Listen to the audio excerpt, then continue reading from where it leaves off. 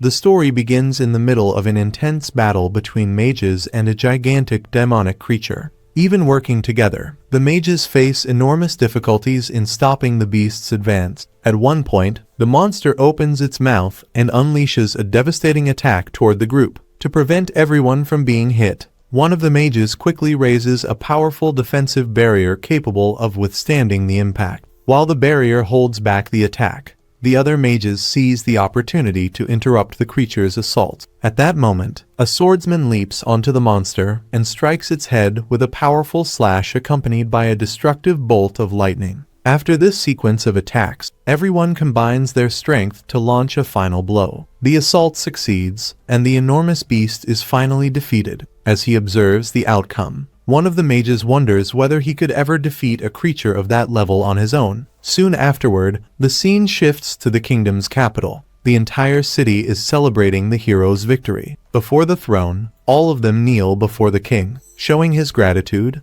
the monarch praises his 4 heroes for successfully defeating the mighty demon king. As a reward for their great achievements, he decides to grant each of them the titles associated with the elements of fire, earth, water, and wind. These titles represent the legendary 4 emperors, a position reserved only for the most powerful mages in the world. Normally, only people of noble blood can receive such an honor. Even so, the king makes an exception and allows all of them to use the title within the world of magic. Upon hearing this, Ephtal is left in shock, as very few people have ever had the opportunity to attain such recognition. Noticing his reaction, the king explains that although there is a difference in social status, magic holds special value in that kingdom. For that reason, Ephtal has also been granted the right to bear the prestigious title. From that moment on, he would be known as the Thunder God Emperor. Overcome with emotion, the man can hardly believe what is happening. The king then asks everyone present to applaud the new 4 emperors. It is then revealed that Ephtal dedicated more than 40 years of his life to studying and mastering magic. That recognition represented the ultimate reward for all the effort he had invested throughout his journey.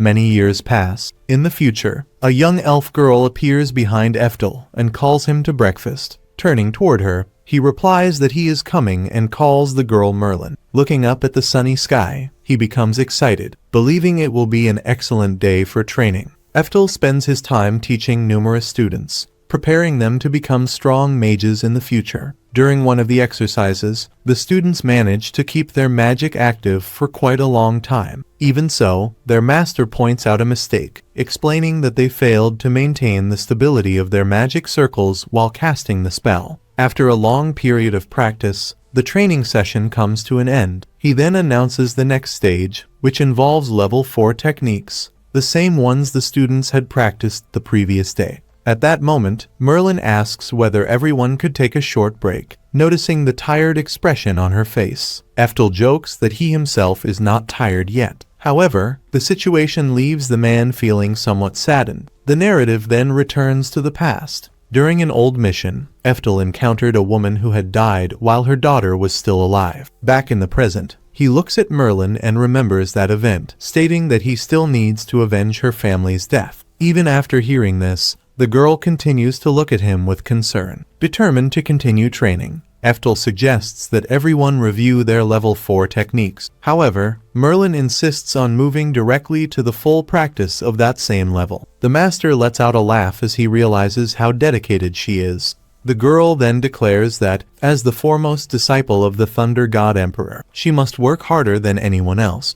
Although he admires her determination, Ephtal asks her not to rush. According to him, it would be better to continue training her concentration, since the fundamentals are extremely important. Merlin, however, insists that she needs to become stronger as quickly as possible. Even so, her master advises her to stay calm and avoid skipping steps. Shortly afterward, the scene changes to Merlin standing before a dense forest inhabited by countless beasts. Despite the frightening sounds echoing throughout the area, she tries not to be intimidated. When she finally enters the forest, she feels afraid, yet continues moving forward anyway. After walking for some time, she discovers a cave. Certain of her decision, she resolves to defeat the monster living inside. Her goal is to become the greatest disciple of the Thunder God Emperor. By doing so, She believes she will be able to teach magic to the other students and give her master a little more time to rest. However, her plan does not go as expected. Before long, she finds herself running desperately while a terrifying creature chases her. Shocked, Merlin cannot understand why her level 4 magic has no effect whatsoever on the monster. Refusing to give up, she stops and recites a level 6 incantation.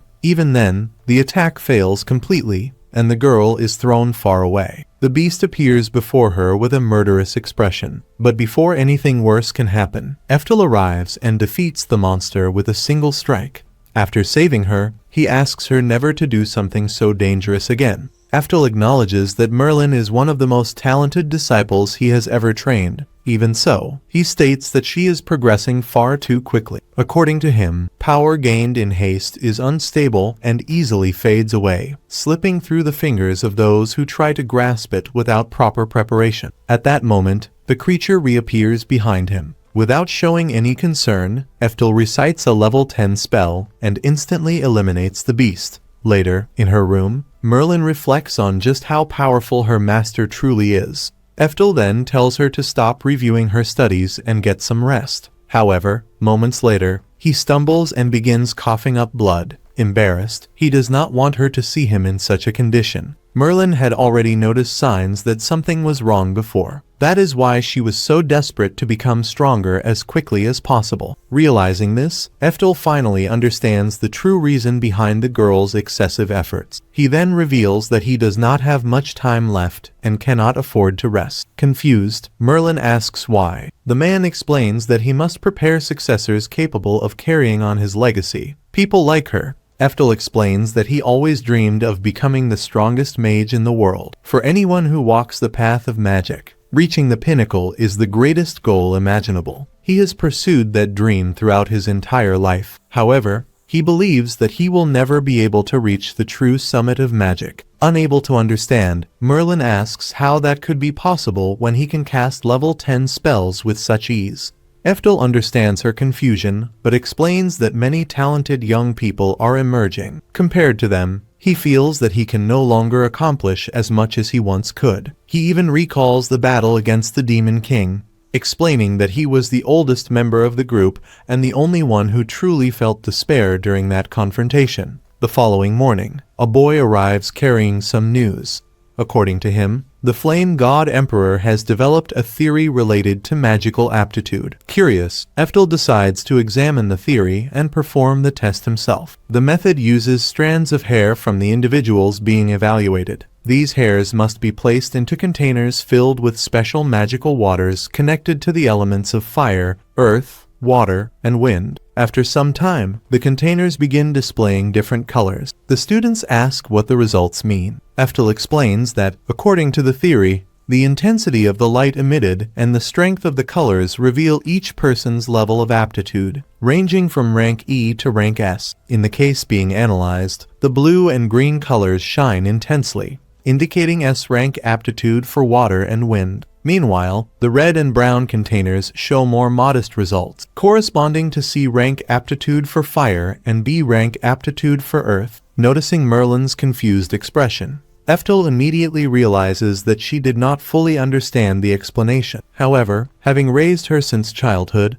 he knows that the results accurately reflect her magical aptitude. He then comments that the Magic Academy normally teaches all types of magic during the basic curriculum. Only after several years do students discover their primary affinity. If such information could be identified at birth, he believes many children would have the potential to become even stronger. Excited by that possibility, Ephtal decides to test himself. Even though he believes he will never reach the absolute peak of magic, he still wants to discover his true potential. For decades, he trained harder than almost anyone else. He pushed himself hundreds of times beyond what was considered normal. Even the other emperors worked hard, but in his eyes, no one devoted as much effort as he did. When the results finally appear, something unexpected happens. None of the containers display any color at all. After consulting the theory, the boy informs him that a complete absence of color signifies a complete absence of magical aptitude. Ephtal is utterly shaken. The conclusion seems impossible to accept. Having no aptitude means receiving no blessing whatsoever from the spirits of nature. Unable to comprehend the situation, he repeatedly asks himself how it can be true. After all, he is the Thunder God Emperor. Merlin believes that some mistake must have occurred during the process and suggests repeating the test from the beginning. Ephtal agrees and decides to try again. However, no matter how many times the test is repeated, the result remains exactly the same. No color appears. After performing the test countless times without success, he eventually breaks down in tears, unable to understand why there is no magical aptitude recorded within him. Ephtal had always been aware that he never learned magic as easily as other people. While many advanced rapidly thanks to natural talent, he had to compensate for that difference through constant effort. It was by training relentlessly and dedicating countless hours to study that he managed to reach the level he possessed. Now, everything finally makes sense to him. The reason he never naturally stood out compared to the other emperors. The explanation for why the gap between him and the others continued to widen over the years. The reason was simple and cruel. He never had any aptitude for magic. Shortly after this devastating discovery, his illness manifests itself once again. Unable to remain standing, Ephtal collapses to the ground. Outside the room, Merlin stands silently before the door, worried about his condition. Even so, he asks her not to come in. Throughout his life, he believed that one day he would reach the true pinnacle of magic. Yet, in that moment, he realizes that he was never able to overcome the barrier imposed by innate talent. Everything he believed in, every dream he built, and all the hope he nurtured for decades seemed to crumble before his eyes. Even so, a part of him continues to think that if he had been given more time, or if he had been able to keep striving for a few more years, he might have naturally reached the goal he had pursued throughout his entire life. Not long afterward, Ephtal passes away. At that very moment, his reincarnation magic is activated. When he regains consciousness, he finds himself in a completely white space. There is nothing around him except that endless, illuminated void. Then, a person appears before him. Upon seeing her, Ephtal remarks that it has been more than 50 years since the last time he stood in that place.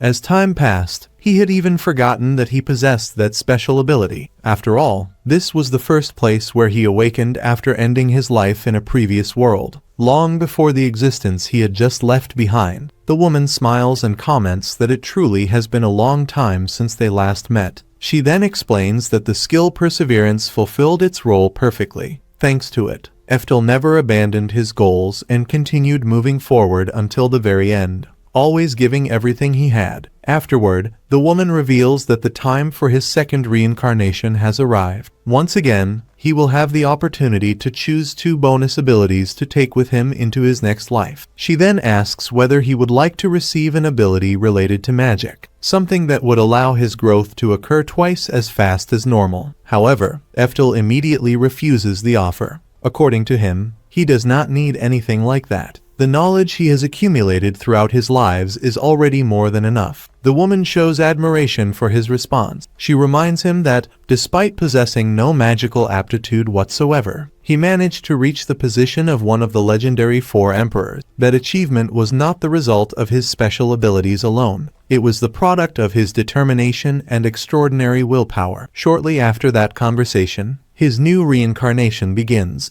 When he opens his eyes again, Ephtal is already living a new life. As he walks down the stairs of his house, he is greeted by a warm embrace from his mother. The two then head off together to have breakfast. As he observes his new reality, he recalls that he is now living his 3rd life. All of it is thanks to the skill granted by the goddess, reincarnation. As the years pass, something begins to happen. From the age of 4 onward, the memories and consciousness of his former self gradually return. Little by little, he completely recovers the memories of who he once was. This time, Ephtal makes a firm decision. He intends to reach the pinnacle of magic no matter the cost. Driven by curiosity, he runs off to see whether he was finally born with magical aptitude. However, after examining the situation, he discovers that he still possesses no natural talent for magic. While trying to come to terms with that reality, something unexpected happens. Suddenly, a dragon appears before him. The moment he looks at the creature, he immediately realizes that it is extremely enraged. For an instant, Ephtal wonders what a mere 4-year-old child could possibly do against a monster of that size. At that moment, he even thinks that it would have been far better to be born with an ability related to magical aptitude. However, before the situation can become even more dangerous, he reacts. With a single strike, Ephtal instantly defeats the dragon. After witnessing the result, he is completely astonished. Even after being reincarnated into this new world, his magical power has remained almost entirely intact. The strength he possessed at the peak of his previous life still resides within him. Realizing this, Ephtal understands that he has been reborn carrying the very same level of power he had attained before his death. It is explained that 3 years have passed since Ephtal regained the memories of his reincarnation. During that time, he conducted extensive research and discovered that he now lives in an era set 400 years after the period in which he previously existed. At one point, his older brother, Fraser, comes to visit him. It is revealed that he often travels from far away just to bring money to Ephtal's mother, as only the two of them live in that house. When Fraser notices that the boy is reading an extremely difficult book despite being so young, he is completely amazed. However, Ephtal casually replies that he does not consider any of those books difficult. Surprised by his answer, Fraser promises that he will bring him even more books the next time he visits. His mother comments that it is not surprising at all, since he is that man's son. At this point in the story, Ephtal's father has not yet been officially revealed. Fraser encourages the boy to keep studying, saying that if he continues at that pace, he will soon understand everything in the book. He also remarks that their father will certainly be very proud when he hears about it. Ephtal then asks when he will finally be able to meet his father. Fraser replies that he is extremely busy and rarely has time for anything else. Ephtal explains that he has never had the opportunity to meet his own father. That man is Duke Olcott, one of the greatest figures in the kingdom of Azure's lineage of mages and a direct descendant of the Thunder God Emperor. Because of this, Ephtal is very curious to find out what he is really like. However, his mother, who was born without any talent for magic, was never accepted by the Duke's official wife, or by his other lovers. The legitimate wife harbors deep resentment toward Ephtal and his mother, which is why they were both sent to an extremely remote region. As a result of that decision, the boy is not officially recognized by the family and has never been able to meet his father. Fraser is saddened after hearing this and promises to speak with the Duke to try to arrange a meeting between the two. Although disappointed by the situation, Ephtal decides to accept his brother's words. Curious about the boy's future, Fraser asks what path he intends to follow. Considering how dedicated he is to his studies, Ephtal answers enthusiastically. Knowing that his family descends from a legendary sage, he dreams of enrolling in the Imperial Capital's Magic Academy when he turns 15 and pursuing the path of a mage. Before he can finish speaking, his mother covers his mouth and says that will never happen because, just like her, Ephtal was born without any aptitude for magic. By that time, magical aptitude tests had already confirmed this, and the entire family knew that he possessed no magical talent. For that reason, she wants her son to learn swordsmanship, so that he can eventually enroll in the military academy. Ephtal tries to protest, but his mother continues preventing him from saying anything. Fraser smiles as he imagines Ephtal excelling at the military academy, perhaps even becoming the top student in his class. He then explains that magic swordsmen are extremely rare and, for that very reason, receive tremendous recognition within the army. Shortly afterward, he says he still has some free time and asks whether Ephtal would like to test his skills with a sword. As soon as they step outside, Fraser begins training him. However, Ephtal struggles quite a bit during the exercises. Up until that moment, his brother had taught him almost nothing besides academic subjects and, for some reason, a considerable amount of military science. From the very beginning, Fraser had always wanted him to follow the path of the military academy, mainly because he believed that Ephtal's lack of magical talent would prevent him from pursuing any other future. Even so, Ephtal once again says that he wants to study at a magic academy. Fraser explains that every person has different abilities and that no one can excel at everything. However, Ephtal insists, claiming that even without magical aptitude, he is still capable of using magic. In his thoughts, he remembers that 4 centuries have passed since his previous life and believes there may now be a clue capable of overcoming the magical limitations that had prevented his growth in the past. After thinking it over for a while, Fraser decides to conduct a test. He says that he will demonstrate a spell for Ephtal, and that, if the boy can reproduce it, even to the slightest degree,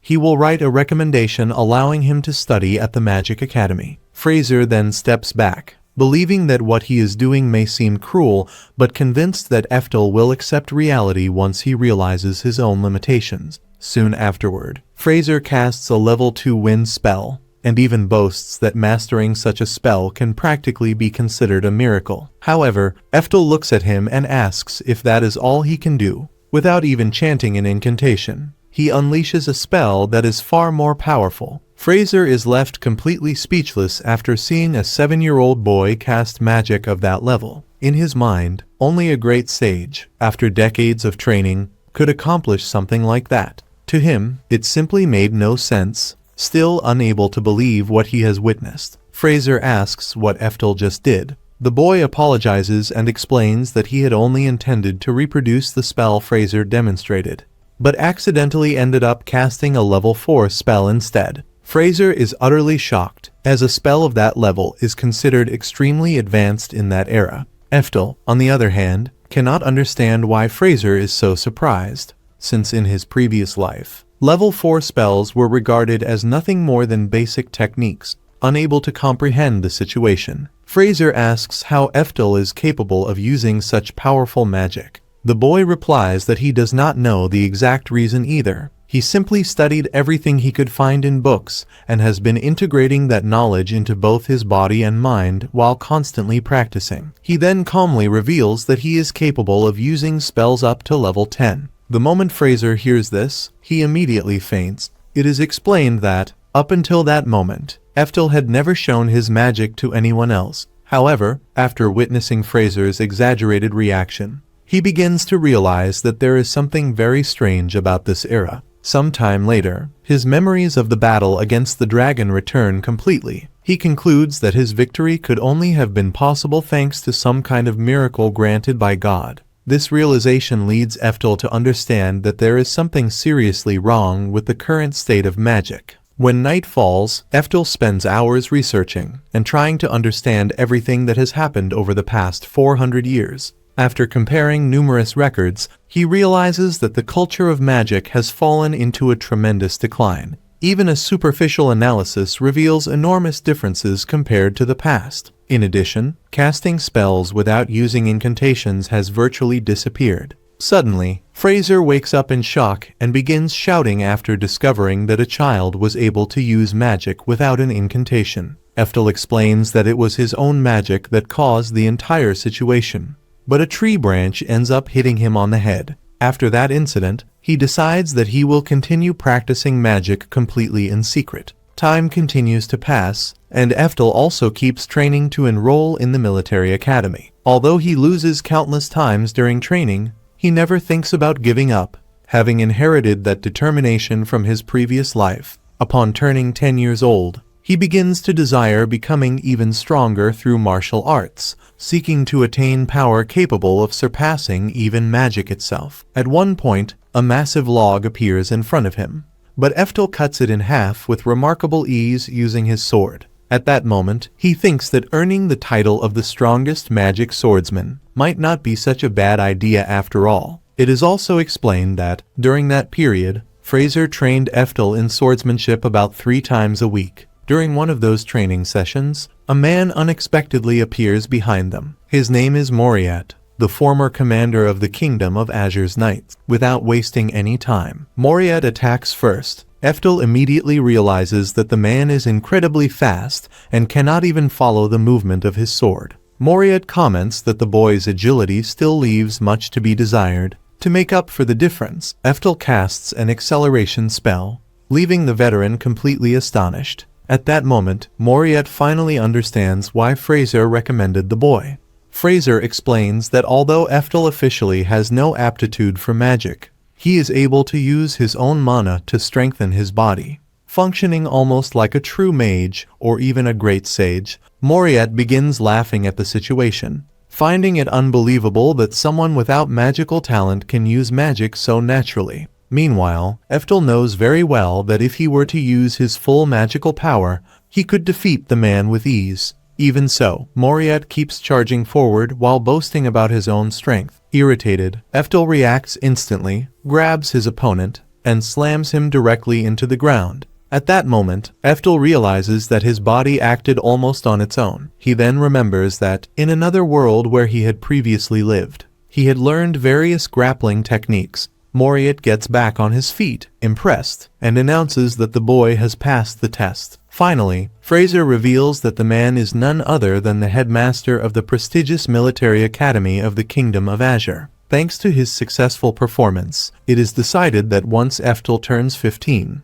he will officially be accepted as a student at the military academy. The story advances several years into the future. Now, Ephtal is seen practicing magic beneath a heavy rain while his mother watches him from a distance, deeply worried about him. During his training, the boy realizes that there is still a slight delay whenever he uses level 9 and level 10 spells. Even so, he considers that brief delay quite useful, as it prevents other people from discovering that he has been secretly practicing magic. Shortly afterward, Fraser comes running over and warns Ephtal to be careful, reminding him that he will finally enter the military academy the following year. In that world, anyone who reaches the age of 15 is already considered an adult. At the moment, Ephtal is still only 14 years old. Even so, he already understands that studying at the military academy will not help him achieve his true goal. Ever since magical aptitude tests became a standard part of people's lives,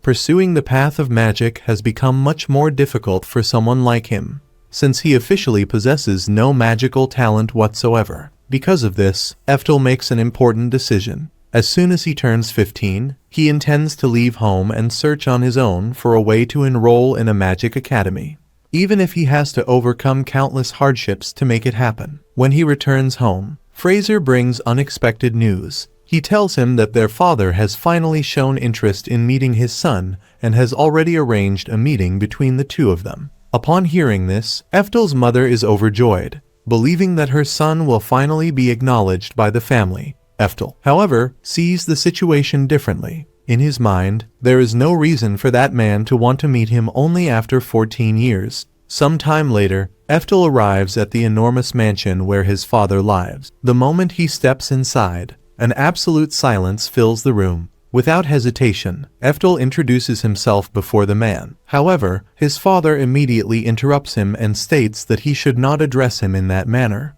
but rather as emperor. He then says that he is pleased the boy will finally turn 15 because, from that point on, he will no longer have to spend money supporting him. Afterward, he simply demands that Ephtal never tarnish the family's name and orders his other son to test the boy's strength to determine whether he truly has what it takes to remain there. The scene changes to Ethan, who is preparing to take part in a training battle. Before it begins, his brother asks him to be careful during the fight. Despite his simple appearance, Joachim achieved extremely rare feats through swordsmanship during his years as a student, becoming a highly skilled swordsman. Joachim advises Ethan to accept defeat as soon as he realizes he has no chance of winning. He also tells him to run away while there is still time, as that would be the best choice in that situation. However, Ethan decides to stay and makes it clear that he has no intention of running away. Then, Joachim decides to give him a sword. However, as soon as Ethan holds the weapon, he realizes something is wrong. The sword is made of extremely strong and heavy wood, a material that is not normally used even in regular training. Joachim explains that no one in their family has a good opinion of the two of them. According to him, Ethan's mother had no talent for magic and even begged their father to allow her to give birth to Ethan. On top of that, Ethan himself was born without any magical ability. Consumed by his hatred, Joachim says he wants to get rid of Ethan's mother for bringing a child he considers useless into the world. However, before doing that, he decides to give Ethan a chance. Joachim begins attacking Ethan with words, trying to break him mentally. He says cruel things about the boy's mother and tries to provoke a reaction. believing he can destroy Ethan's determination. More and more frustrated, Ethan asks if those are really the words of someone who shares the same blood as him. He then charges at Joachim and notices that the man dodged his attack at the very last moment. For a moment, Ethan believes Joachim was simply playing around with him. After all, that man was known as a master swordsman. However, Joachim becomes shocked when he realizes Ethan's true power. As the boy improves his movements, he manages to surpass his opponent and defeat him with incredible ease. After winning, Ethan tells his brother that if he ever speaks about his mother that way again, he will not hesitate to kill him. Then, Ethan approaches his mother and says they need to return home. Before leaving, he thanks his father for allowing him to participate in that day. The scene changes to Ethan already back at home. He expected his father to do something after everything that happened. But nothing happens. Time passes, and when he least expects it,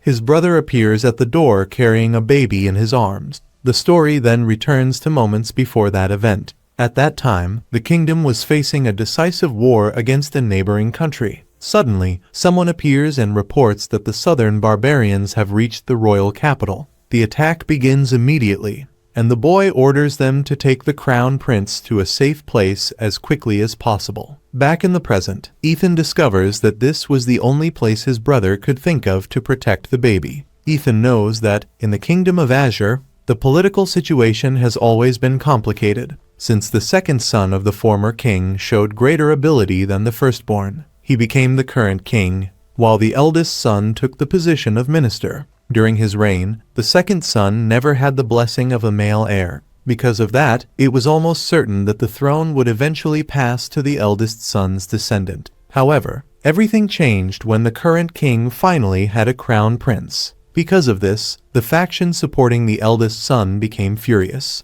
As their plans for the future were put at risk, Ethan asks how the enemies managed to enter the capital. His brother answers that it was probably the work of their own father. After all, he was the person who had the most to lose in influence and power if the line of succession changed. His brother explains that they cannot return to the capital at that moment. Because of this, he decides to cross the border and escort the prince to the nation's main military force, where he would be safer. When morning arrives, Ethan decides to join his brother on the mission. He remembers that 400 years ago, he received supplies sent by the king of that era during the campaign created to defeat the Demon King. Because of that, he believes he has a duty to protect that country. Ethan apologizes to his mother, but admits that he still cannot forgive his father and the others involved. When they reach the middle of the forest, they realize that crossing that area will allow them to reach the neighboring country. However, Ethan notices something strange.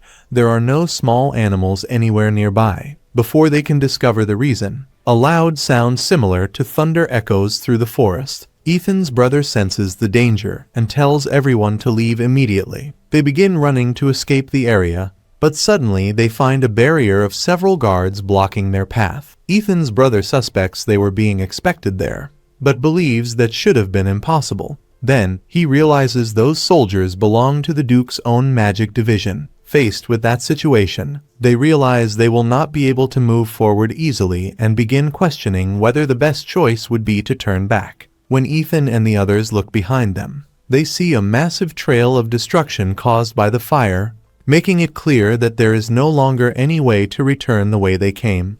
At that moment, they finally understand that the sound echoing through the forest was not thunder, but the noise of the flames spreading through the area. With the situation becoming more desperate, they begin wondering if there is still a way to save the crown prince. The fire is blocking the path behind them, while the magic division remains in front, preventing them from moving forward. Ethan's brother decides to approach and try to solve everything by talking to their father. He believes that, despite everything that happened, his father is not a completely heartless person. When he stands before him, his brother asks if there is any chance they can resolve the situation through a conversation. He suggests that they pretend none of this ever happened and asks his father to allow them to return together to the royal capital. The man decides to consider the proposal, mainly because the request came from his own son. So, when he approaches him, he asks if the two of them can still talk and reach an agreement. However, instead of answering, he decides that his own son has become nothing more than a problem and unleashes a powerful shock attack against him. Right after that, he orders them to burn everything. Ethan and the others realize that the ritual is not a simple attack. In reality, it is a preparation for an extremely powerful spell that carries the name of one of the legendary 4 emperors. It is a level 6 magic spell. In just a few moments, the entire area is engulfed in flames. Seeing that scene, Ethan remembers that all he ever wanted was to protect just one child. Because of that, he decides that he will never forgive anyone who tries to hurt his brother. Then Ethan makes a decision. He will show them all the true meaning of using magic. Without hesitation, Ethan uses a level 9 spell capable of completely freezing the entire area. Everyone is left speechless by the power they witness. Joachim asks what kind of force is spreading against all of them. As he moves forward, Ethan explains that, in their world, they have never heard of anyone capable of controlling magic of that level alone. He also says that even water-based magic is not exactly his specialty, and yet they are still unable to stop his attack. Ethan believed his father had properly taught his children how to use magic. However, after seeing that situation, he realizes he was completely wrong. His father finally recognizes Ethan and orders everyone to attack him with magic. Various types of spells are fired at the same time, but none of them have any effect on the boy. Everyone is completely amazed by the power Ethan displays. Ethan realizes they cannot even understand a basic spell like the one he just used. Then, the man orders everyone to combine their strength and launch their strongest magical attack against Ethan. The boy becomes irritated when he realizes those people are ruining their own reputation by using such a weak attack against him. Even so, Ethan stops the attack with absolute ease, leaving everyone even more terrified by the overwhelming difference in power. Then, Ethan begins calling them all pathetic. After that, he appears in front of the enemies and starts defeating them one by one. During the battle, Ethan remembers that all of this knowledge was only possible because of his brother Fraser. He thinks that maybe he can continue training and eventually learn how to place magic directly into his sword. Then, Ethan performs a new attack and causes the guards who are hit to be completely turned into ashes. Realizing they have no chance of defeating someone like Ethan, the people begin running away in desperation. Seeing that, Ethan asks if their mothers never taught them that they should never turn their backs on an enemy during a battle. He says he will show them the consequences of that mistake before sending them to their graves. Everyone is completely shocked when they realize that Ethan can manipulate time through his power. To them, it seems impossible, almost like a miracle granted by the gods. Then, Ethan decides to use a level 10 spell. With that attack, he defeats all of his opponents with absolute ease, as if they were no threat at all. His father and Joachim are completely amazed by the power Ethan displays. They cannot use their own strength against him and only survive because some energy spheres end up protecting their bodies. Joachim then begs Ethan to stop, claiming that he will not get away with what he is doing. However, Ethan simply defeats him and makes him lose consciousness without any difficulty. Ethan declares that everything they did was an attempt to assassinate the crown prince. To him, it would make no sense to simply eliminate everyone, including the people behind that plan. His father then tries to intimidate him, saying that he should not challenge him because it would be considered an act of treason against the national army. But Ethan shows no mercy. He defeats his own father and says he has no sympathy for someone who would try to kill his own son. In the end, the attempt becomes a complete failure. Alcott and Joachim are captured and later publicly executed by hanging as punishment for their actions. Before leaving on the mission, Ephtal was called by his brother, who wanted to make sure he was all right. When he saw that he had survived, the man felt relieved and realized that the magical necklace had truly worked. In reality, the artifact carried the protection of the Oberon Guard, which once belonged to him. Thanks to the strength gathered from the blessings of so many people, Ephtal survived, something that filled his brother with happiness. After everything that happened, the official decision was made. As a consequence of the incident, Fraser lost his title as Duke. Even so, he was not completely ruined, as he had risked his own life to protect the crown prince. Soon after, Ephtal revealed a power that left everyone speechless. He repeatedly cast level 7 spells, such as Evil Flame and Chaos Pearl. The display was so unbelievable that his companions began wondering if this was really the same Ephtal they knew. Seeing their reaction, Ephtal apologized for hiding that secret all this time.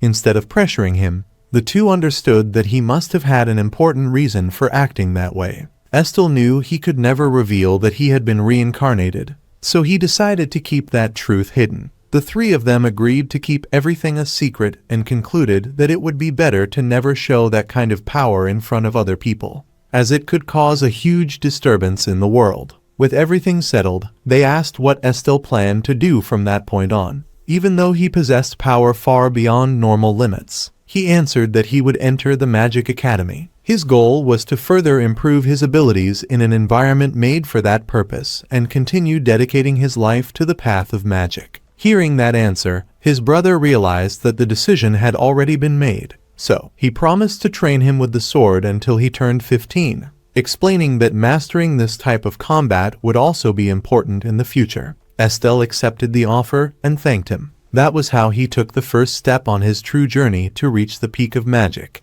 Finally, the moment arrives when our protagonist comes of age. His mother tells him he's free to choose whatever path he wants. From now on, he can decide his own future, and whenever he wants to come back, their home will always be waiting for him with open doors. Before saying goodbye, she gives him a warm hug. Moriat can't hold back his tears and starts crying as well. Everyone is moved, wishes Ephtal good luck, and hopes for a bright future. Before leaving, he thanks everyone and promises he'll find a way to overcome the barrier of talent. As he continues his journey, Ephtal decides to take a break at a tea house. Looking to the side, he notices an old man kneeling before Edwars. The man is surprised to see such a famous mage at such a modest stand. With great respect, the old man asks if he would be willing to give a lecture to some children. Edwars coldly replies that he should never speak to him again without permission. He then reminds him that he's busy reading and demands not to be interrupted. He also says the old man should value every second of his life because it's nothing like his own. The old man lowers his head even further and apologizes for interrupting him.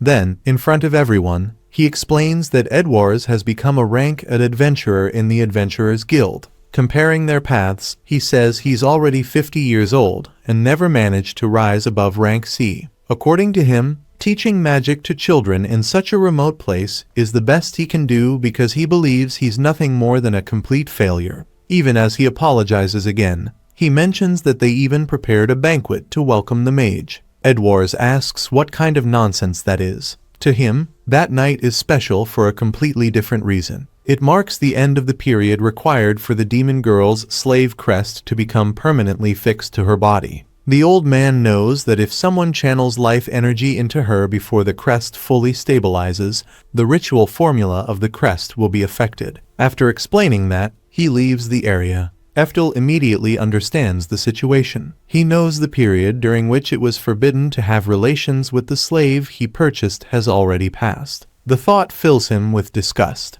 At the same time, he remembers that if he hadn't chosen Merlin in the past, she might have ended up living as a slave too, just like the demon girl now standing before him. Suddenly, a man comes running over and warns everyone that a giant orc has appeared nearby. Panic spreads as people begin shouting for the knight's order. After all, there isn't a single adventurer in that remote place capable of defeating a creature that powerful. At that moment, Edwars of the Furious Flames steps forward, determined to kill the beast. He declares that a giant orc would be a major challenge for a rank B adventurer.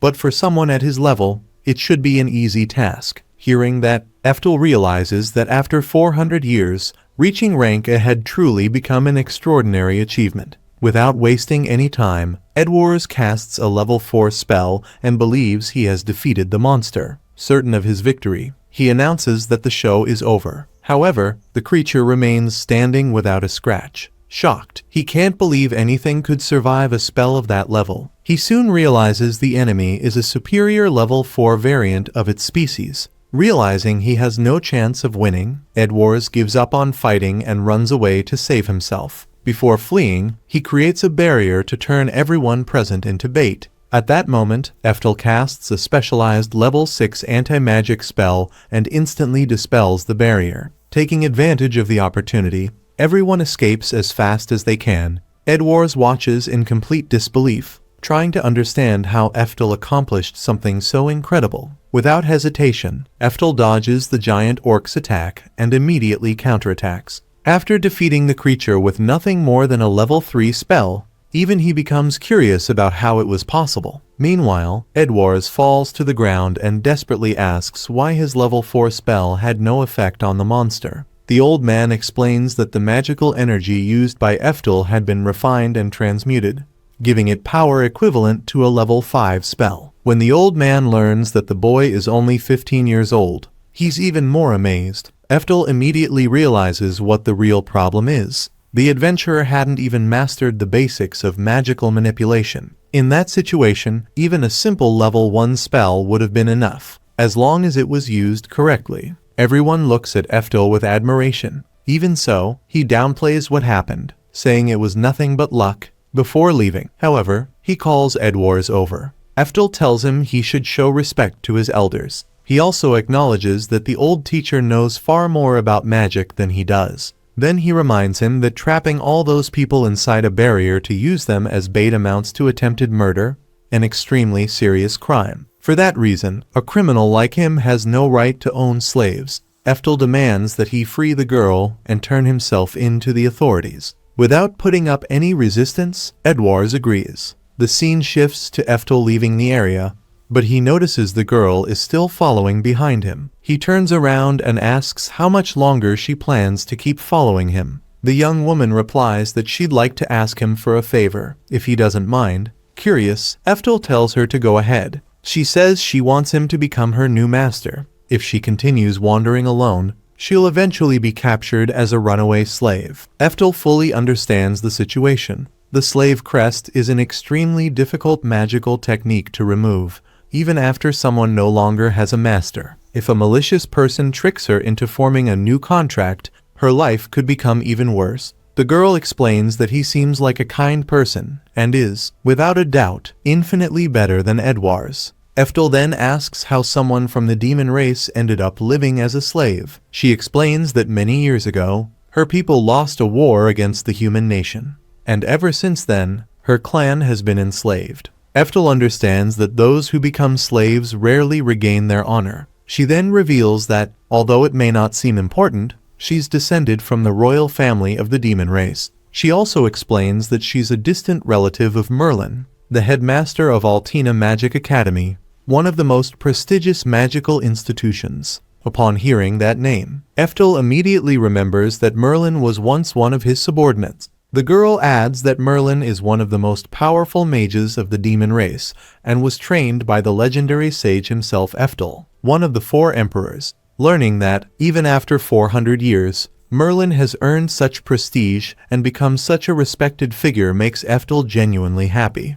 Without a second thought, he decides to become the girl's new master. After all, he couldn't just abandon one of Merlin's relatives in a place like that, living under such miserable conditions. Some time later, the two arrive in town before sunset. Ephtal remembers that he came there to take the Academy's entrance exam, which is scheduled for the following day. The girl can't understand why someone as powerful as him still wants to study magic since, in her eyes, he already seems to have mastered everything he needs. Before he can answer, her stomach growls loudly, prompting the two of them to look for a place to eat and rest before the big day. They enter a rather upscale restaurant since the next day is so important. The employee seems doubtful that Ephtal can actually afford the meal, but he still asks for a table for 2. As soon as they walk in, several people are shocked to see that he brought a slave with him, something completely unheard of in a place like that. Ignoring everyone's stares, Ephtal asks Anastasia to sit in a chair instead of staying on the floor. She hesitates because doing so goes against everything she learned as a slave.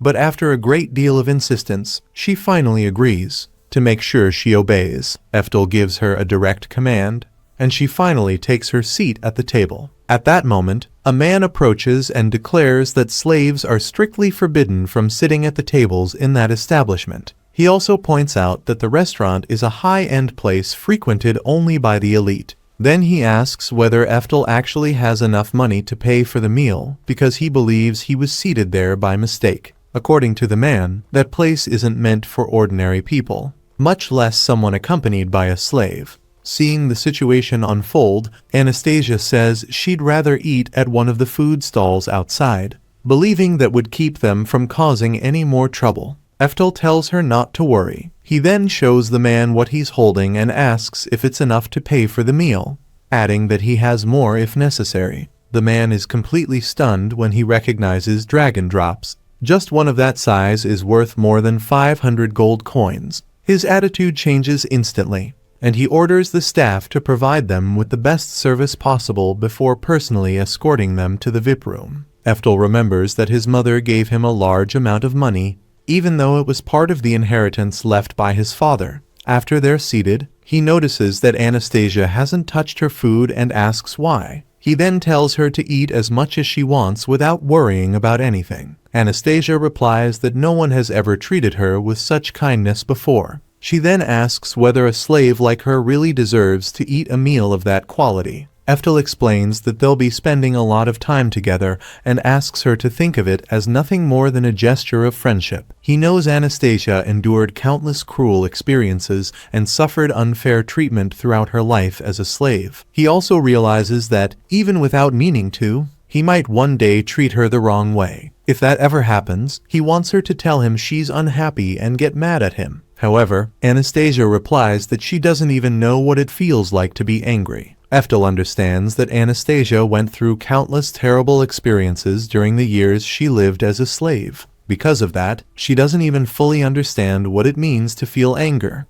To make things easier, he explains that she only needs to tell him whenever something bothers her or whenever she doesn't like something. Then Ephtal decides they'll train together so she can gradually break the habits she developed as a slave. He wants her to at least try getting angry once. Anastasia makes an honest effort, but once again, she fails. Sometime later, they finally arrive at Crone Magic Academy. The girl repeatedly thanks Ephtal for buying her new clothes. Ephtal then explains that the academy has one of the most competitive admission processes around because the competition for a spot is incredibly fierce. Anastasia doesn't understand why so many people want to study there. Ephtal explains that after graduating, finding a good job becomes much easier. With that in mind, Ephtal suggests that she should also take the entrance exam since anyone is allowed to apply. If everything goes well, she'll have a great chance of finding a good job in the future. On top of that, Ephtal believes Anastasia has an excellent chance of being accepted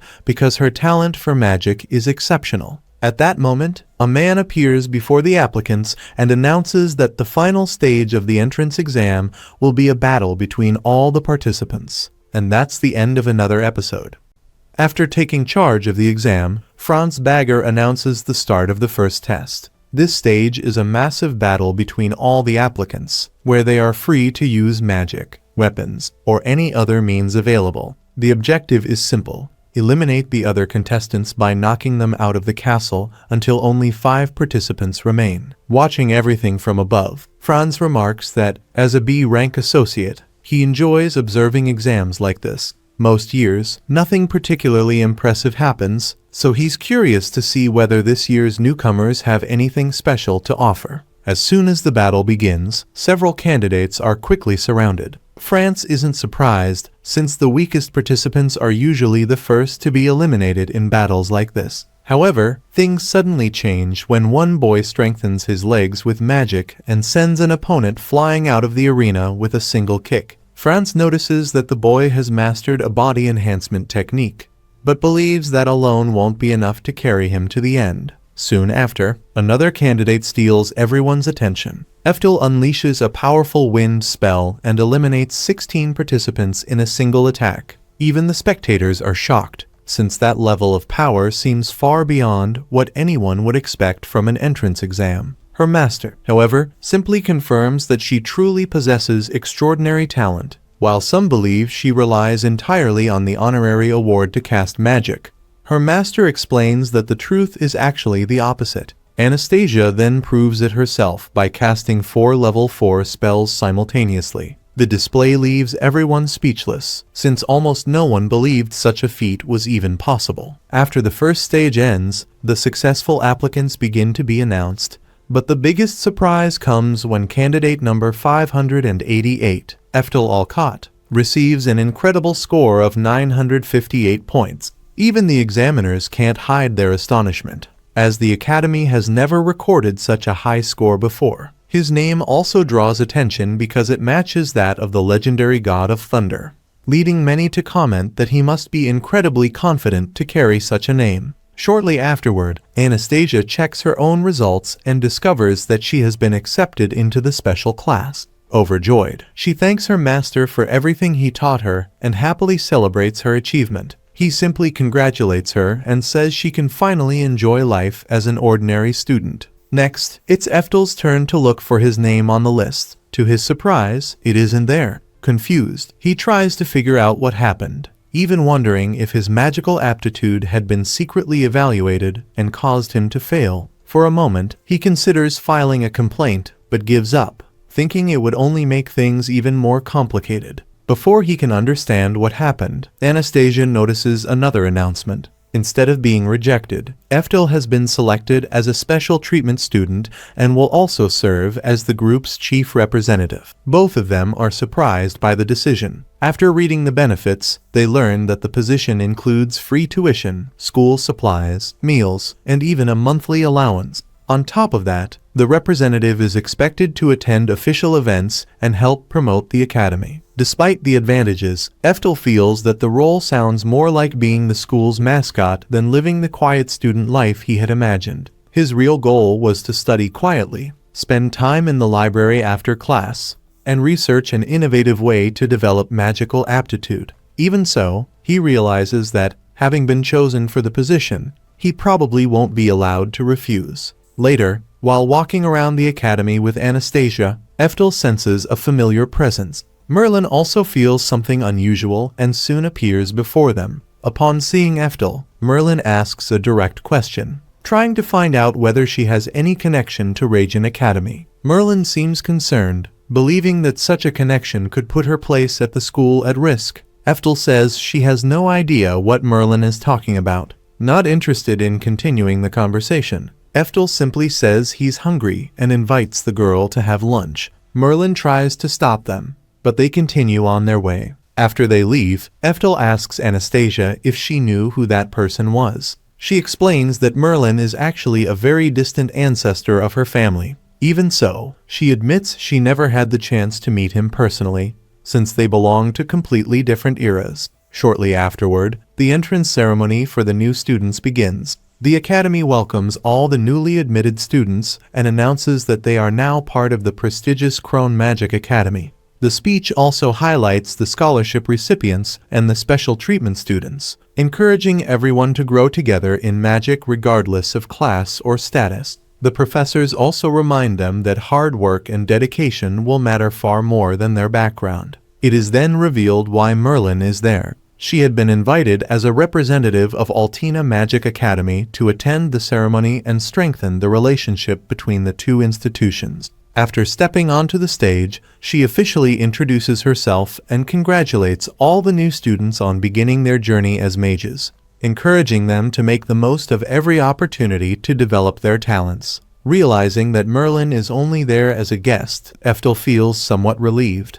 since it means she isn't part of the Academy's staff and won't be staying for long. Even so, he knows he'll have to deal with the situation before his true identity raises any suspicions, because one mistake could allow Merlin to discover the truth. Soon afterward, it's time to announce the representative of the special treatment students. The name called is Ephtal. The moment he hears it, he realizes the situation has become even more complicated. After all, his name is exactly the same as one of the legendary 4 emperors, and he also earned the highest score in the Academy's history. Before long, countless students begin talking about the mysterious boy, wondering who he really is and where someone with such extraordinary talent came from. After the ceremony, several girls become eager to talk to Ephtal, completely captivated by her. Meanwhile, Merlin finally gets the chance to speak with Ephtal in private. She starts by asking a few simple questions to confirm his identity, and as the conversation continues, she realizes her intuition was right. Every answer Ephtal gives only strengthens the suspicions she had ever since reviewing his exam. Merlin then asks an unexpected question. Does Ephtal know the concept of reincarnation? He immediately realizes she's getting dangerously close to the truth. Although he keeps a calm expression, he knows he'll have to be extremely careful with everything he says from that point on. Without wasting any time, Merlin explains why she came to that conclusion. She says she saw his exam results, and his performance looked like one of the legendary 4 emperors casually taking an entrance exam for fun. She also reveals that most of the professors were able to verify his answers, but none of them could understand the reasoning behind them. In her eyes, only someone who had actually lived during that era could have answered that way. She then presents the strongest evidence supporting her theory. Every answer Ephtal gave on the exam was based on magical theories that existed around 400 years ago. When she asks how he plans to explain something so unusual, Ephtal finally realizes he made a huge mistake. Since every question seemed incredibly easy to him,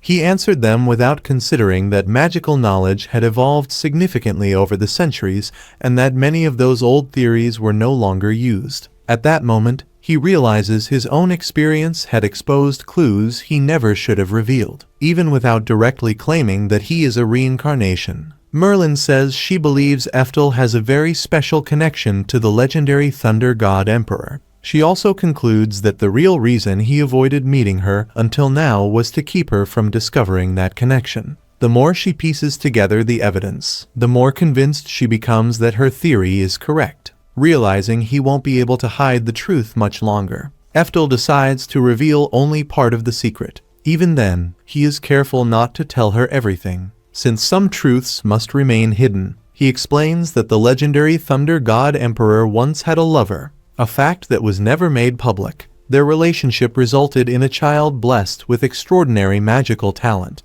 In secret, the Emperor personally passed down all of his techniques and knowledge, preparing that bloodline to preserve his legacy, to avoid persecution and political conflict. The family isolated itself in the mountains, far from civilization, refining its magic generation after generation while keeping the Emperor's teachings hidden. Merlin is completely shocked, since she has never come across this story in any book or historical record. Ephtal explains that the matter was kept under absolute secrecy because it was directly tied to the authority of the 4 emperors, which is why almost no one knows that this bloodline exists. Only the descendants themselves have preserved the truth throughout the centuries. Finally, he reveals his true origin. Ephtal says he belongs to the 13th generation of that secret family, and that he himself is the 13th Ephtal. He also explains that the existence of this branch of the family remains unknown to almost the entire world, and protecting that secret has always been one of his ancestors' greatest responsibilities. After hearing the truth, Merlin admits she's a little disappointed that no one ever told her about it, especially since she has dedicated her entire life to studying the history of magic. At the same time, her curiosity grows even stronger. She says she intends to follow the magical path left behind by Ephtal and prove that her own abilities have also reached an extraordinary level over the past 400 years. To her, that will be the best way to show how far modern magic has advanced. Changing the subject, Merlin reminds Ephtal that he will be participating in that afternoon's mock battle as a special combatant. Taking advantage of the opportunity, she proposes a magical duel during the demonstration, turning the event into the perfect chance to measure each other's strength in front of everyone. Ephtal points out that a contest at that level would attract far too much attention and could easily create problems, since displaying that much power would raise countless suspicions. Even so, the proposal catches his interest. After thinking it over for a few moments, he accepts the challenge. He also wants to see just how much Merlin has grown over the last 4 centuries and compare modern magic with the teachings his family has preserved. The news spread quickly throughout the academy. Students were talking about how the freshman would be facing none other than Merlin. Many believed that, no matter how talented Ephtal was, he was still far below the academy's headmaster. Even so, everyone was eager to watch. The special simulated magic demonstration was an event created to showcase the gap between new students and the professors of Altina Magic Academy. For Ephtal, however, it was an opportunity to see how much his former disciple had grown over 400 years. the event officially began, and the organizers introduced Merlin as the legendary headmaster of the academy and a hero of the demon race. The crowd grew excited at the chance to witness his magic up close. While the students cheered enthusiastically, some were rooting for Ephtal. Among them were those who encouraged him and wished the former master good luck. When the two finally stood face to face, Ephtal observed that Merlin had become an exceptional mage and stated that he wanted to see the path she had walked since his departure. The battle truly began when Merlin cast a level 6 flame burst. However, the attack was completely nullified. Ephtal analyzed the technique and realized just how much Merlin had improved. Moments later, a level 7 perfect wall instantly blocked another spell. Merlin acknowledged his opponent's skill. Reaching that level of coordination and control at such a young age was remarkable. However, she also carried her own teachings and experience. The two began exchanging equivalent spells. Merlin countered attacks with similar magic, demonstrating extraordinary mastery. Ephtal realized that since being reincarnated into this era, he had never seen anyone use level 6 magic with such precision. Meanwhile, Merlin was already preparing his next spell. Normally, advanced magic required time to reconstruct, but he had mastered techniques that allowed him to unleash high-level spells one after another. Ephtal immediately responded with his own magic. A level 7 demonic ice froze Merlin's flames, followed by a level 7 ice titan. Merlin realized that his opponent had anticipated the fire attack and prepared the perfect counter. The battle accelerated even further. Merlin began firing level 7 spells at incredible speed, pressuring Ephtal without giving him a moment to rest. Even so, Ephtal kept up with every movement. The attacks continued to grow more intense. Merlin tested his opponent's limits while Ephtal responded with equally fast spells. Gradually, Merlin began to feel that something was strange. She realized that Ephtal was not simply exploiting her weaknesses and help her improve. Determined to prove her worth, Merlin activated several level 7 perfect moles simultaneously. The technique was powerful. In response, she used a level 8 teleport and appeared in a different position to attack. Even with that strategy, she was defeated in the very next exchange. Ephtal revealed that he had already expected an attack from behind and had prepared a teleport of his own. Merlin admitted defeat in that exchange of techniques. For 400 years, she had refined that skill. Yet she still lost to someone who had mastered the same art. Strangely, instead of frustration, she felt nostalgia. Seeing Ephtal standing before her brought back old memories and made her smile. But Merlin had no intention of ending the battle there. She announced that she would finally use her ultimate secret technique. If it failed, she would accept defeat without complaint. Then the level 8 Thor's hammer appeared. At first, Ephtal believed it was just the standard spell, but he quickly noticed the difference. Merlin activated another Thor's hammer simultaneously with her left hand. The true secret technique was simultaneous activation. Ephtal responded by activating a powerful defensive technique. However, Merlin raised the stakes even higher by creating simultaneous activations at 3 different points. Even while trying his best to evade, Ephtal admitted that he had not expected such an impressive trump card. But Merlin was still not finished. Shortly afterward, she achieved 4 simultaneous activations of level 8 magic.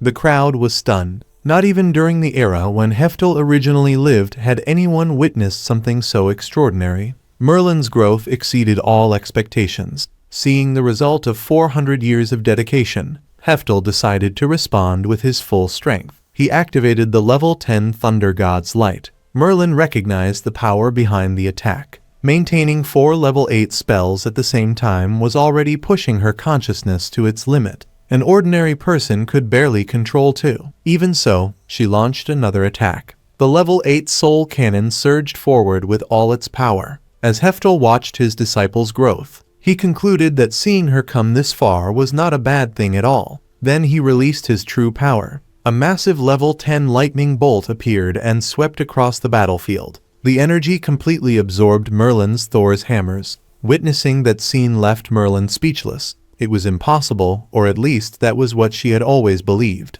Yet the answer stood right before her eyes. It was exactly as she thought. Only someone capable of performing a feat of that level could use a level 10 Ephtal in such a way. At that moment, she arrived at the only possible conclusion. In the entire world, There was only one person capable of casting a level 10 Ephtal like that. Because of this, she looked directly at Ephtal and voiced her suspicion. According to Merlin, Ephtal was the reincarnation of the legendary Ephtal. Faced with that statement, Ephtal realized there was no longer any point in hiding the truth. After all, Merlin knew the techniques of the original Ephtal better than anyone else. The confirmation came soon after. Merlin admitted that she had been impressed by the entire battle, especially the final demonstration. Even after 400 years, she could still recognize the greatness of her master's power. In turn, Ephtal praised Merlin's performance, reminding her that she had continued training throughout all those years without ever becoming complacent. Hearing those words had a tremendous impact on her. For 4 centuries, Merlin had devoted herself to magic without pause,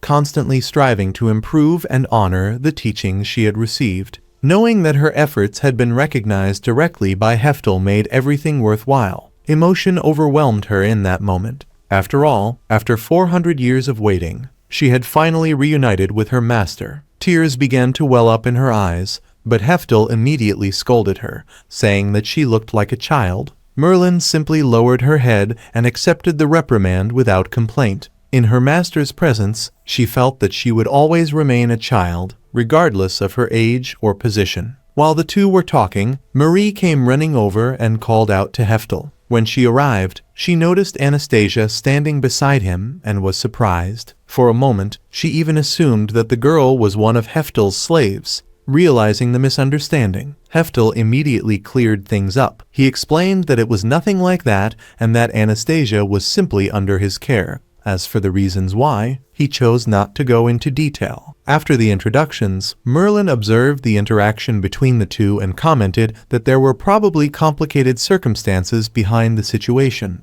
Even without receiving an explanation, she decided to respect Ephtal's decision and ask no further questions. However, there was no time to focus on that. Marie remembered something far more urgent and revealed that a huge problem had come up. The reason was simple. After everything that had happened during the demonstration, many people wanted Ephtal to become a professor at the academy. When he heard that, Ephtal had no idea how to react. All he wanted was to live a normal life as a student and continue learning magic. Once Merlin understood the situation, she immediately came up with an idea. The solution was to leave before the crowd could find them. Without explaining much, she took Ephtal and Anastasia away from the academy. After a long journey, they finally arrived at their destination. When Ephtal saw the place, he was completely shocked.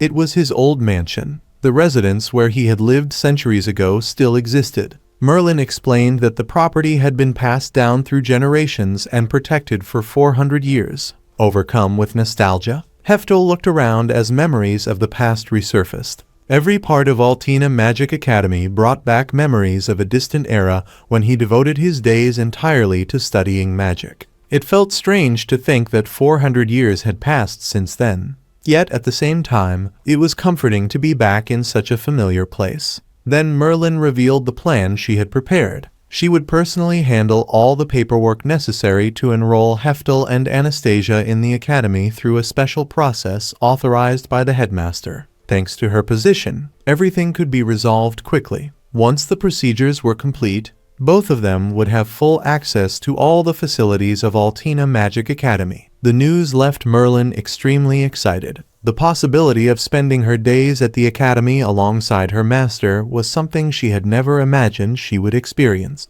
After so many years, she would finally have the chance to be with the person who had taught her so much about magic. Marie also began thinking about the practical details. She pointed out that a new uniform would need to be prepared for Ephtal, since he would be attending the academy like any other student. However, Merlin had something even better in mind. Using her authority as headmaster, she decided to enroll Ephtal and Anastasia in Altina Magic Academy immediately, without wasting time on unnecessary procedures. The proposal pleased Ephtal. As a student, he would finally be able to devote himself completely to studying magic, exactly as he had wanted from the beginning. On top of that, knowing that Merlin was the headmaster made the entire situation much more reassuring. Trusting his former disciple, Ephtal thanked her for the help. Merlin replied that she would take care of everything. For her, helping her master was an honor. And so, after 400 years, master and disciple finally walked side by side once again,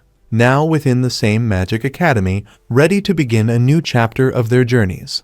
As he looked around, Anastasia asked where they were. Up ahead stood a massive treasure vault. Ephtal remembered that now that he knew how to use a sword, he could finally search for the weapon he had always dreamed of wielding. Even so, he felt a bit uncertain and wondered whether someone like him was really allowed to enter a place like that. Anastasia explained that everyone was busy with the enrollment process and that no one would be allowed to leave the area until later, so there would be no problem. When they reached the entrance, Ephtal asked if this was really the famous treasure vault. Anastasia pointed ahead. However, before they could move forward, an unexpected interruption occurred. The guard in charge of protecting the vault immediately blocked their path. He warned that no one would be getting through and ordered them to leave before they got hurt. When he learned that they had come to retrieve the swords known as rarity, his irritation only grew stronger. In his eyes, the two of them were nothing more than thieves trying to get their hands on a legendary treasure. The man began praising the sword, explaining that it had supposedly been brought by Emperor Ephtal himself from the Demon King's castle. It held an SSS rank, something extremely rare. He even claimed that the weapon had once sliced a level 10 Ephtal in half. Convinced that they were just curious students connected to Merlin,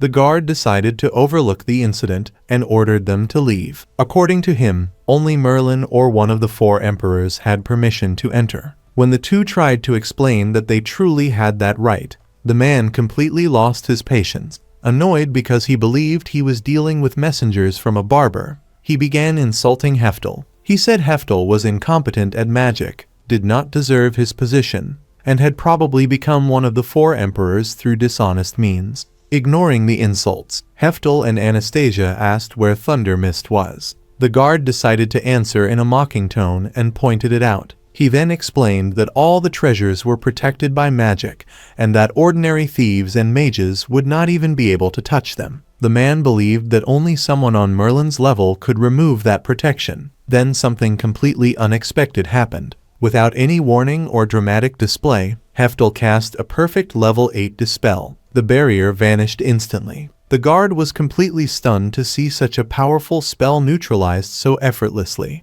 As he tried to process what had just happened, Merlin arrived. She immediately complained about being called a barber and wondered if no one could hear her complaints from outside the mansion. A moment later, she noticed Ephtal and learned that he had come to retrieve Thunder Mist. During the conversation, Merlin also realized that Ephtal had learned swordsmanship. Excited by the discovery, she commented that she would like to take a few lessons from him someday. Meanwhile, the guard finally understood who was standing before him. The person who had cast a perfect level 8 dispel without any difficulty was the real Ephtal. As soon as he realized the magnitude of his mistake, he panicked. He immediately bowed and began apologizing for all of his disrespect. Ephtal accepted the apology without showing any sign of anger. He simply explained that he and Anastasia now lived there and that it would be best for the guard to memorize their faces to avoid similar problems in the future. The guard agreed without hesitation. Some time later, the group was walking through the city,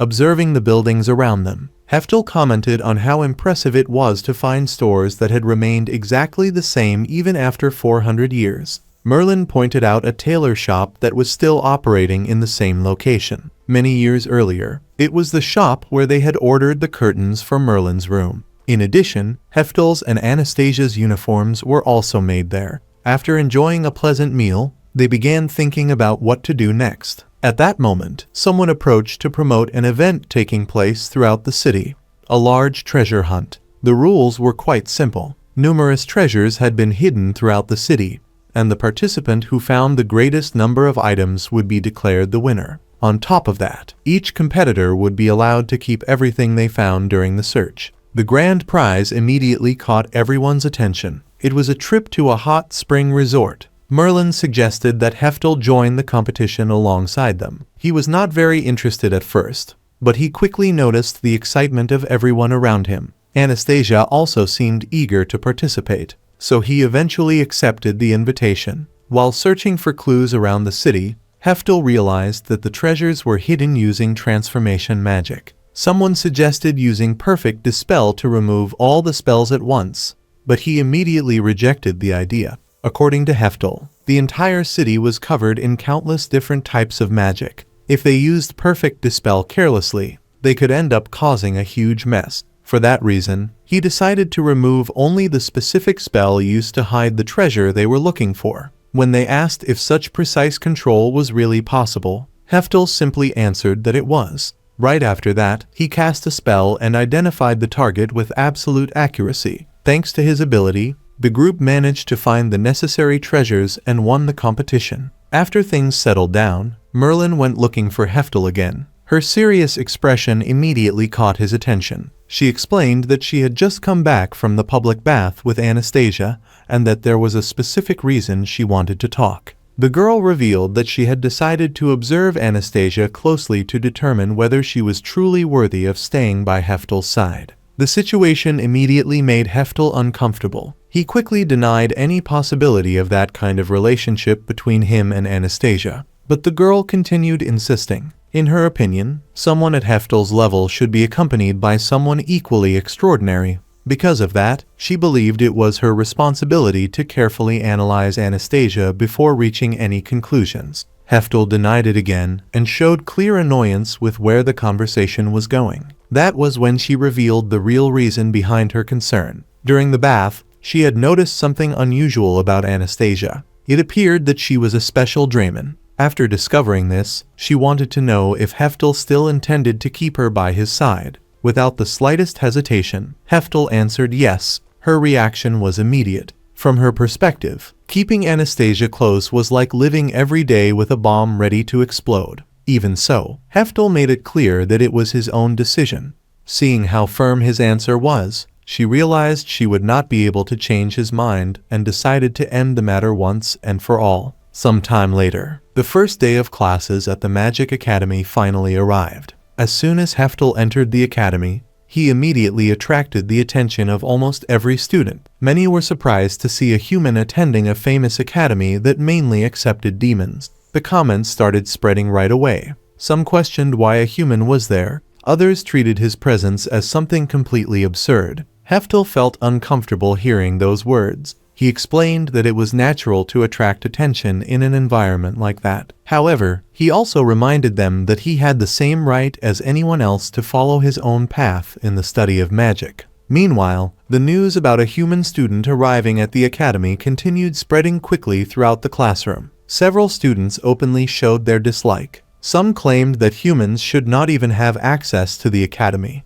Others said he could only have entered because of the influence or money of someone powerful. Ephtal listened to all those criticisms in silence. Among the students, one of the most arrogant members of the class decided to confront Ephtal directly. He claimed that the academy was an elite institution meant only for races considered superior, such as demons and elves. In his view, it was completely unacceptable to share a classroom with someone he considered inferior. Ephtal only replied that he would do his best to keep up with the classes and give his all, but that answer was not enough to convince him. The boy explained that he had gone through an extremely difficult selection process to earn his place at the academy. Because of that, he believed it was unfair to study alongside someone who, in his opinion, did not deserve to be there. Another student tried to ease the tense atmosphere. He admitted that humans were not very well regarded among demons, but claimed that he did not have any racial prejudice. Even so, he emphasized that he valued only merit and believed that people without talent should not occupy a position in that place. Ephtal calmly observed the entire situation. When comparing it to his experiences from the past, he realized that even after 400 years, the way most people viewed the relationship between humans and magic had barely changed. Shortly after, the class officially began. Before the new student could be introduced to everyone, an unexpected announcement caught their attention. Merlin personally appeared in the classroom. The students' reactions were immediate. Everyone was amazed to see the principal of Altina's Magic Academy personally taking charge of the lesson. Some even believed she was there because of them. Among everyone, Abe Ports was the most confident. In his mind, there was no doubt that Merlin had come to personally observe the progress of the best student in the class. However, reality was completely different. Merlin quickly clarified that her presence had nothing to do with Abe. She was there because of Ephtal. The revelation left the entire class surprised. Abe struggled to accept it. To him, there could only be one explanation. Ephtal had to be the son of some extremely influential figure. Merlin found that conclusion very disappointing. She explained that seeing the world through prejudice and limited assumptions was exactly what separated great mages from those who would never rise above mediocrity. Then, she gave a warning to the entire class. According to Merlin, everyone should pay close attention to Ephtal. Getting to know him would be a rare opportunity to break down the many prejudices they carried about humans. The students became even more curious. Meanwhile, Ephtal could only think about how the peaceful life he dreamed of having at the academy seemed to be getting further and further away. After class ended, one student decided to approach him. The boy commented that if Merlin showed so much interest in him, there had to be some secret behind the situation. Ephtal tried to explain that everything was simply Merlin's fault, but the student came to a completely different conclusion. He said he had already heard rumors that Merlin often taught magic to human children and showed special attention to certain students. Because of that, he concluded that Ephtal was simply the principal's favorite. Ephtal saw no reason to continue the conversation and decided to ignore the comment. The student, however, warned that he did not intend to get involved with him again. Soon after, the class moved on to the next activity. The topic of the day was choosing the class representatives for a competition between classes. Almost every position had already been filled. Only the forbidden magic category remained. That was when Abe Ports volunteered to participate. Merlin acknowledged that Abe's swordsmanship was among the best of that year and decided to accept his candidacy. The position was quickly filled, although the result was slightly different from what she had originally planned. Even so, Merlin continued asking if anyone else wanted to volunteer. At that moment, Anastasia caught her attention. Merlin wanted to know if she was actually being serious. Anastasia hesitated for a moment, but eventually explained that she was not nominating herself. Instead, she wanted to recommend Ephtal for the position. The suggestion surprised some people in the classroom, but Anastasia had her reasons. To her, Ephtal was someone truly admirable. His strength, his achievements, and even the hardships he carried were all part of the person he had become. Anastasia believed that even the scars from his past showed how much he had overcome challenges that most people would never be able to face.